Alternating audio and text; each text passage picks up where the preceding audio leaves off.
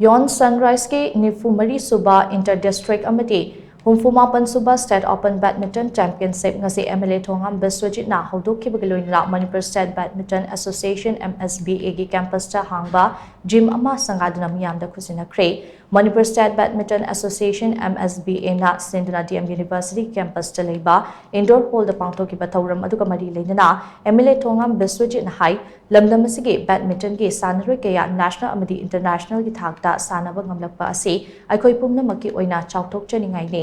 badminton haiba masana ase lamdam asigi lehauga yamna chanaba masana amane masana asida lamdam asigi sanaroi singi thoidok hendokpa kaya lei sanaroi sing ase masamawu fana leiba amade kanglun chumna sajal tawba haibase ngasli yamna mathau tarakli masigi lamak matamga chunaba gym thamba yamna maktangai fade Asigumba wakalon asina mang tharaga lamdam asige badminton gi sanaroi singidamak matamga chunaba gym ama hangdokpane ngasi sangariba gym asina lamdam asige badminton sanaroi singda achauba kanaba ama piragani thazei mahangna makata na hai ngasi dagi hawdokliba championship asige matung tarakpa oina lakliba September thada Manipur State Badminton Association MSBA na Sindhuna Interzonal Badminton Championship amaso pangthoknaba thaurang tawri asigumba badminton ke championship Manipur na yumbu oiduna sinba ngamlathliba ase afaba khudamne sanaroi singna thawai yauna amati discipline leina sanaduna lamdam ase malemda saktakna mohna si haina mahakna makata ki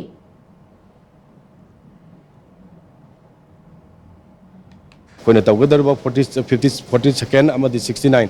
अकोई लेरिबा कोई championship से सिगी मतुंगिना कोई जोनेन सानगदरब September जस्टगी championship से खले हर कांद मकोइना अकोई nominate तौर कांद मदरे सानरकदब पोनिना player खुदिमकजु guardian खुदिमकजु discipline लेना होनब कन्ना अकोई badminton association तौर इबा possessing से करिगदमक्तनो अकोईगिनी अकोईगिदमक्तनी हाने खनबिरे हर कांद अकोई पुन्ना मपुंग फाना अकोईगी यामना सॉलिड ओइबा अदुगा एनी फोर्स अमतगा थेंगायना मतमदा अखोइसे सॉलिड ओइना थेंगननबा यूनिटी अमा सागले हर काना दोवा दोवा डिस्ट्रिक्ट दी लागसु मणिपुर रिप्रेजेंट तौरिने हाबिगे वखलोंदा अदुगा आइगी फेनबा मोड लेरगु सानाबा मतमददी मोड मानना सानामिनेरे हर कांदा मणिपुर स्टेट बैडमिंटन से साउखल अनबदा नतना स्टेट सी रिप्रेजेंट तौबा अमदी इंडिया रिप्रेजेंट तौर कांदा अखोइ मणिपुर से मियाम पृथ्वी के तंबाग हेना सखंगनबगी वखलोंदो थमननबगी दमता अखोइ ngasi मियामदा अपील अमदे प्लेयर सिंग तमरवेना अखोइ थमजरी